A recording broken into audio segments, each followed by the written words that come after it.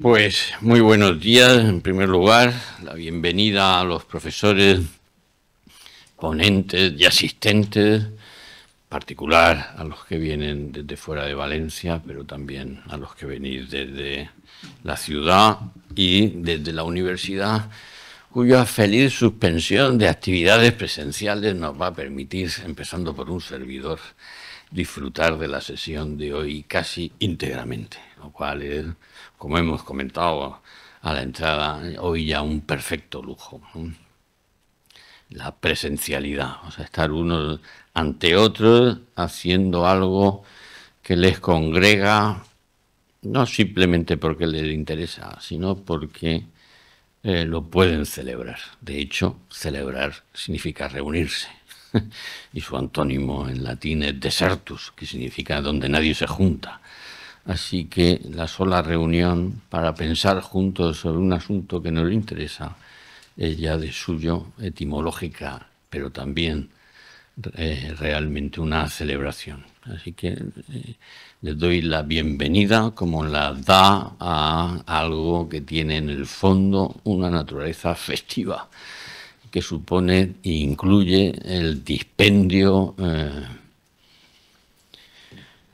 sin recato de aquello de lo que se trata, ya sea el baile, la comida, en este caso pensar, y además con la suerte de tener a tan estupendos ponentes de un plantel tan magnífico. El otro día, ayer o antes de ayer, Elio y yo comentábamos por teléfono cuando nos conjuramos a no suspender este congreso, salvo fuerza mayor de que se pudiera medir en metros cúbicos y que fuera suficientemente imperiosa como para que no nos dejara otra oportunidad. Además nos dijimos el uno al otro, pero qué bien ha quedado estas jornadas, ¿no?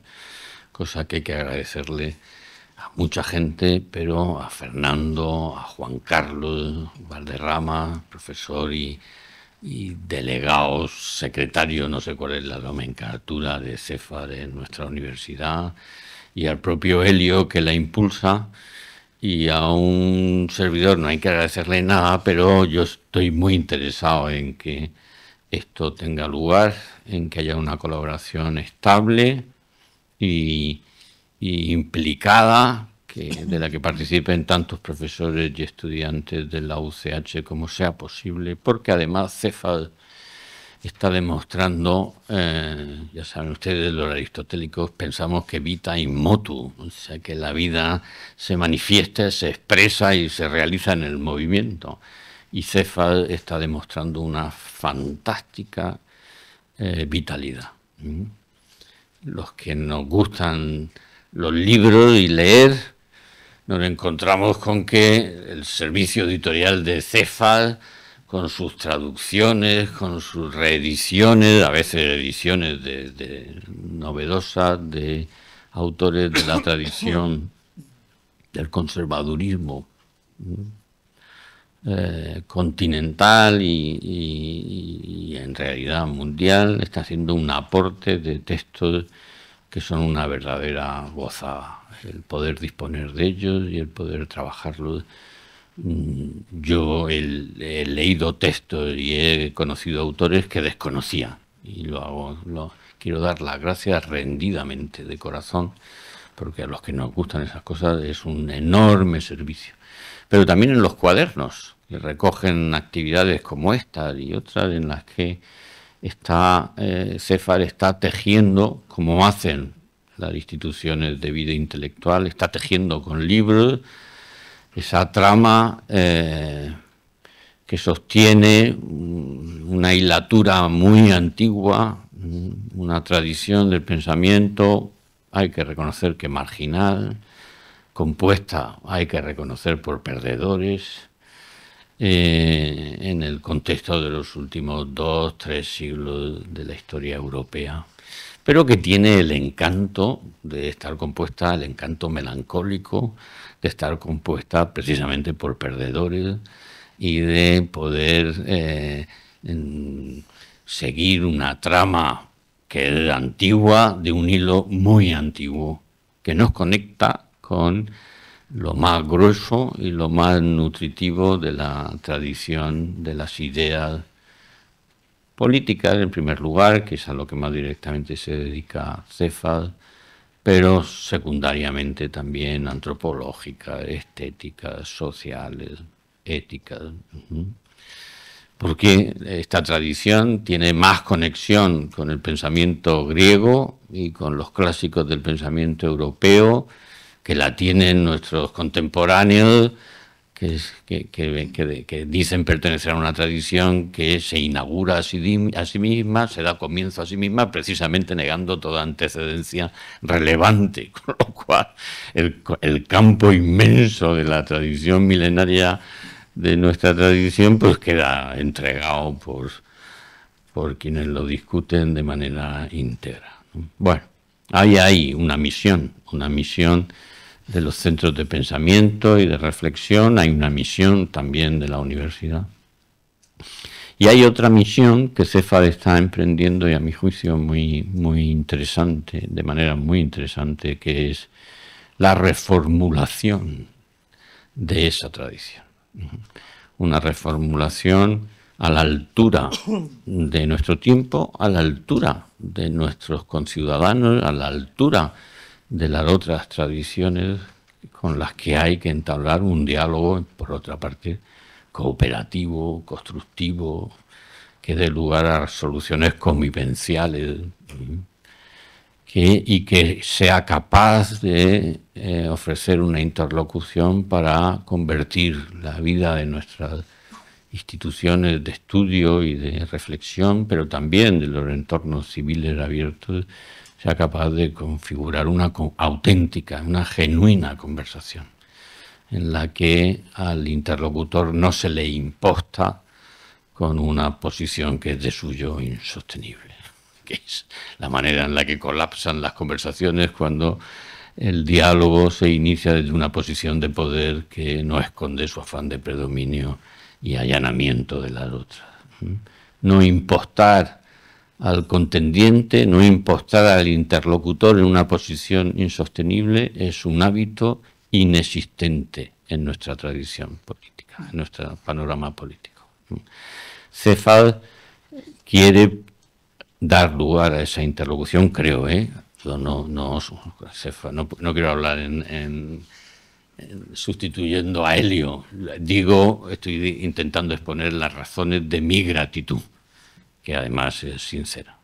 Y además es verdad que me honra pertenecer a Cephal y que permiten también presentar en el ámbito académico el estudio de esa tradición que podemos llamar conservadora, sin complejo, pero sin ufanarse, sencillamente como un punto de vista o una visión que asume esa condición, porque asume, y es lo que a mí me resulta más interesante, su condición de moderna. No entendería yo que nuestro esfuerzo estuviera dirigido a la restauración de puntos de vista premodernos como puntos de vista que se pueden proponer para las sociedades contemporáneas. Me parece que en los puntos de vista, en los desarrollos, en las visiones de lo que podemos conocer como premodernidad, que es una manera demasiado gruesa de hablar del conjunto de la tradición, hay tantísimo de aprovechable que cualquier desdén o cualquier sencillamente merece el calificativo de inculto, de que ese sujeto no se ha cultivado lo suficiente. Pero al mismo tiempo, reposiciones que pretendieran el punto de partida de visiones premodernas, el propio hecho de admitirse como conservador, al menos a la mirada ajena. Saben ustedes que los calificativos siempre nacen de los demás.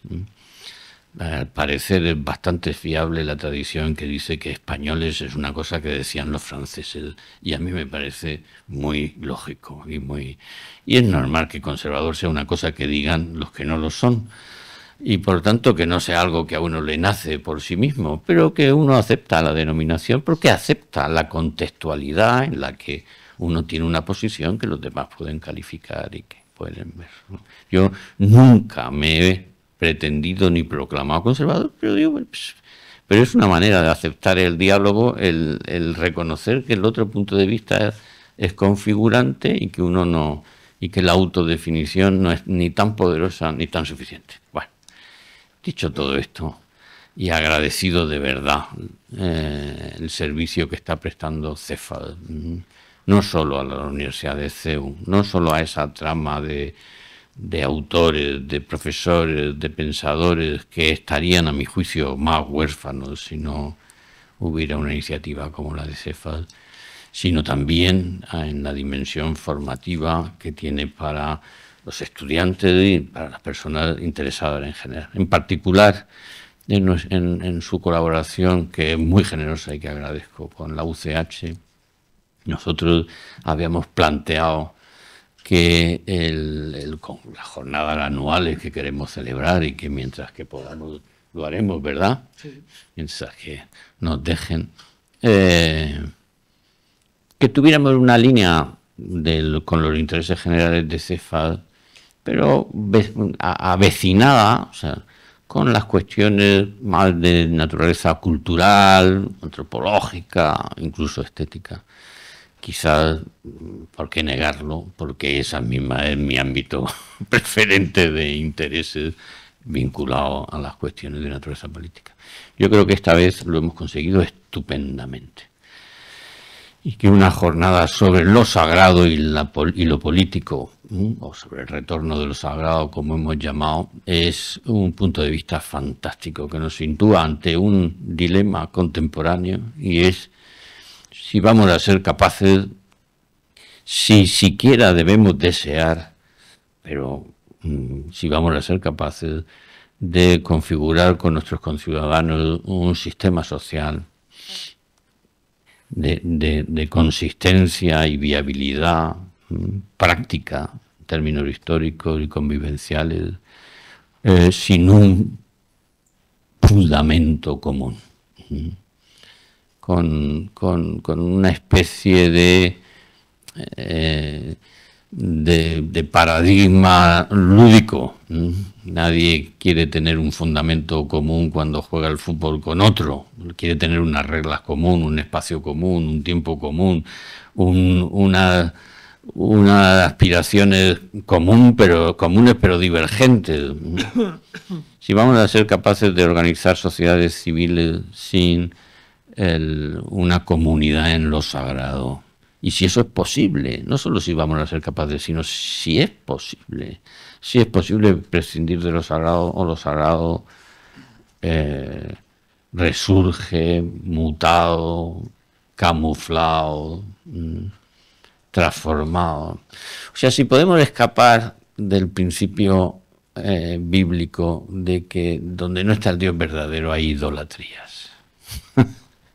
Y si vamos a ser capaces de si vamos a ser capaces, o si debemos de emprender la tarea, me parece un asunto de suma importancia, muy actual y muy interesante. Obviamente no va a quedar resuelto con la apreciación de que muchas de las posiciones o propuestas que incluyen una supuesta supresión de lo sagrado lo que hacen es reinstaurarlo bajo formas idolátricas, por utilizar la expresión bíblica, o si se quiere secularizada, o de cualquier otra manera.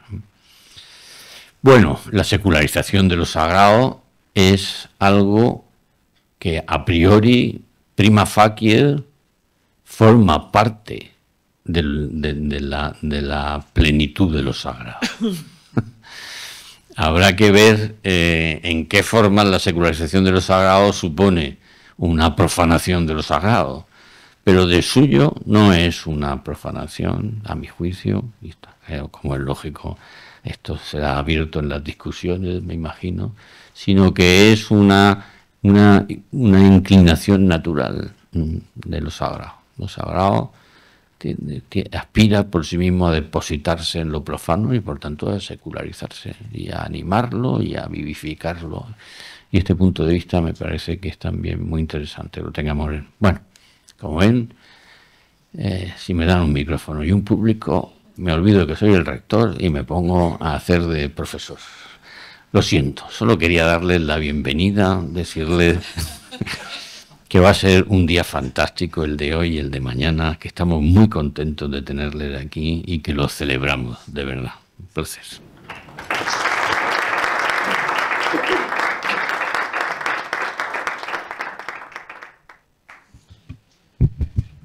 Muchas gracias, rector, por la acogida, las palabras de bienvenida y por las también palabras amables respecto de Cefas. Y me voy a permitir extender y prolongar por breves minutos algo de las últimas reflexiones que el propio Higinio Marín hacía sobre lo sagrado, los retornos de lo sagrado y las posibles mutaciones de lo sagrado.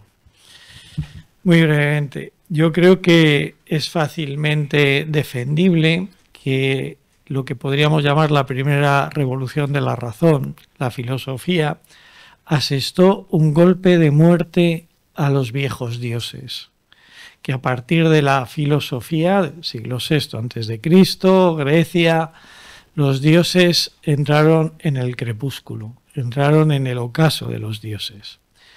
Los dioses jamás se recuperaron del golpe de la filosofía. Para cuando apareció el cristianismo en el mundo mediterráneo, grecolatino, los dioses estaban heridos de muerte.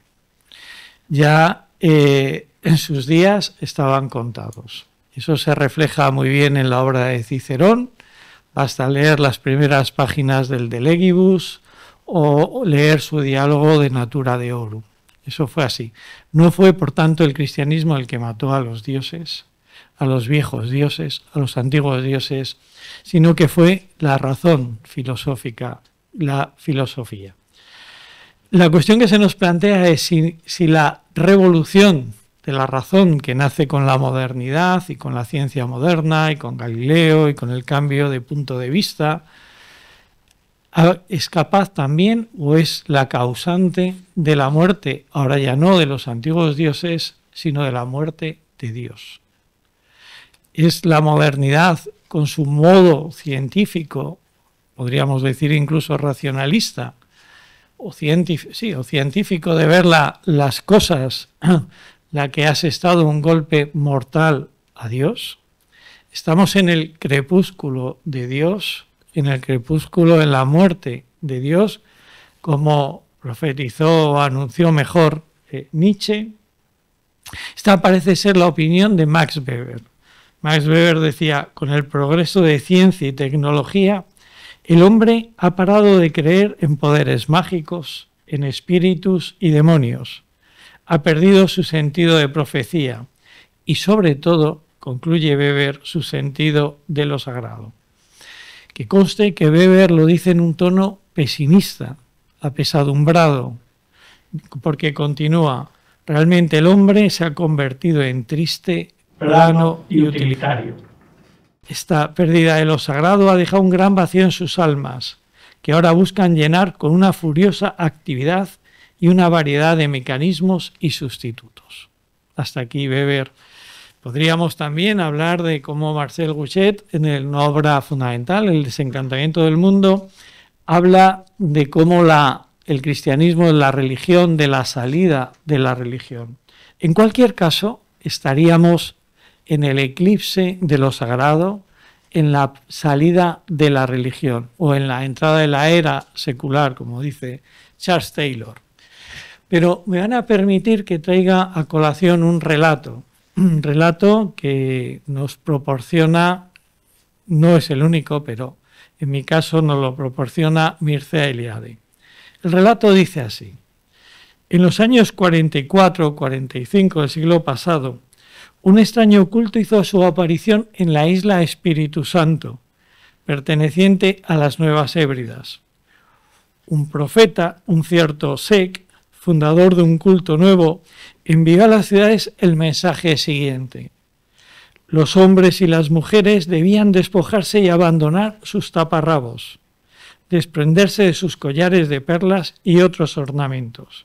Añadía que debían destruir todos los objetos pertenecientes, por cierto, a los hombres blancos no trabajar más para ellos, y que debían incluso cesar de trabajar en sí mismo, de fabricar cosas útiles, que debían abandonar las casas privadas, familiares, por construir grandes chozas comunales donde vivieran a un lado hombres y a otros mujeres. Para animarles a todo esto, a los nativos, este profeta Sek les decía que iba a llegar un barco enorme cargado de todo tipo de provisiones. Por cierto, el barco se iba a llamar América y les iba a traer todo lo que necesitaban para vivir. Y aún medicinas, no solo para vivir, sino medicinas tan poderosas que no morirían jamás, que quitarían la enfermedad y vivirían eternamente. Es decir, acabaría con todas las consecuencias negativas del pecado original. Este culto nudista encontró una amplia acogida, especialmente en el interior de la isla, y se calcula que 1/3 de la población se adhirió a él. Un testigo de los hechos nos cuenta que este nudismo, un tal Graham Miller, que estaba allí en ese momento, que la razón del nudismo era poder participar directa e inmediatamente de una gran orgía. El mismo fundador del culto había dicho que el acto sexual era una función natural que debía realizarse públicamente y a plena luz del día. Todas las mujeres, todas las muchachas pertenecían sin distinción igual a todos los hombres. Los tabúes y las costumbres sancionadas por la tradición debían dejar paso a una libertad absoluta e ilimitada, empezando por la más importante, que era la libertad sexual, la opción a una especie de orgía permanente, porque era en la abolición del pecado, ahora dice Mircea Eliade, donde se pone más de manifiesto la declaración de que la naturaleza humana es inocente, de que no estamos marcados por ningún tipo de culpa, de falta o pecado.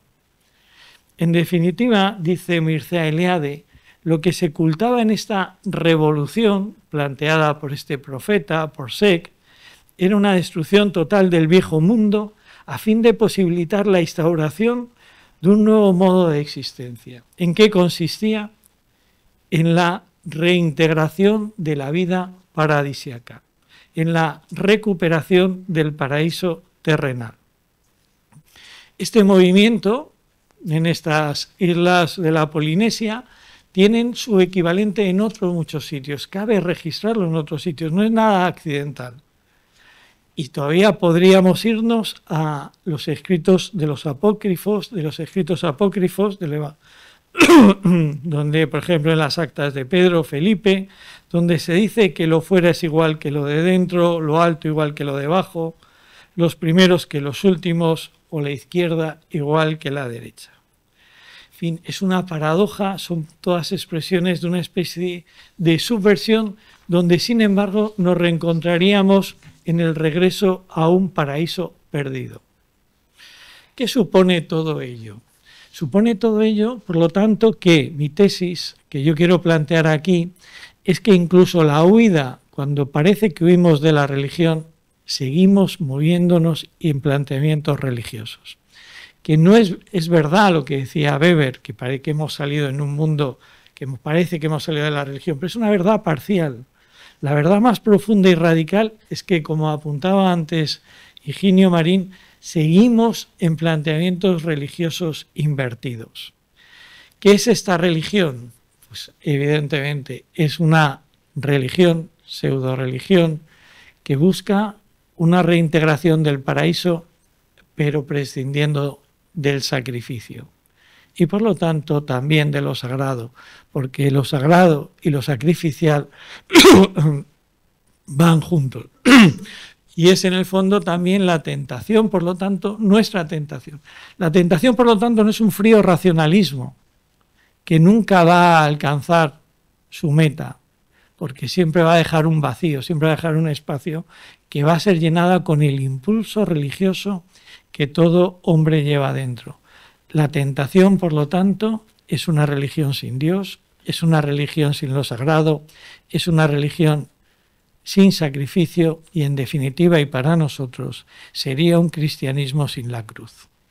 Este es el desafío con el que yo creo que nos encontramos y donde, a diferencia de ese barco que nunca llegó y por lo tanto aquello se fue extinguiendo, apagando, acabó evidentemente en un fracaso total, a nosotros en el año, a partir del año 45 sí que nos llegó el barco América.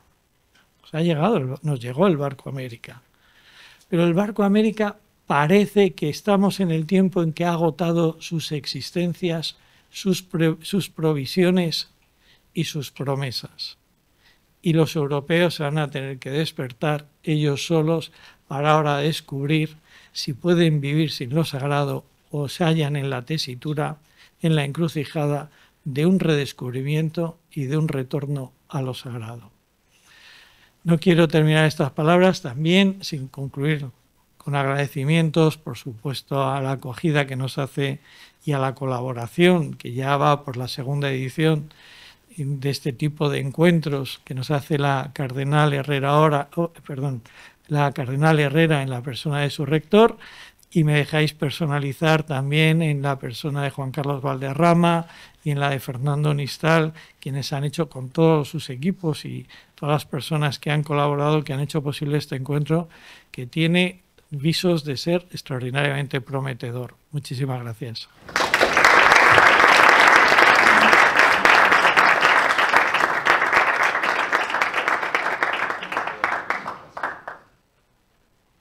Perfecto cumplimiento del horario. Pasamos a la primera ponencia, con un ilustrísimo ponente.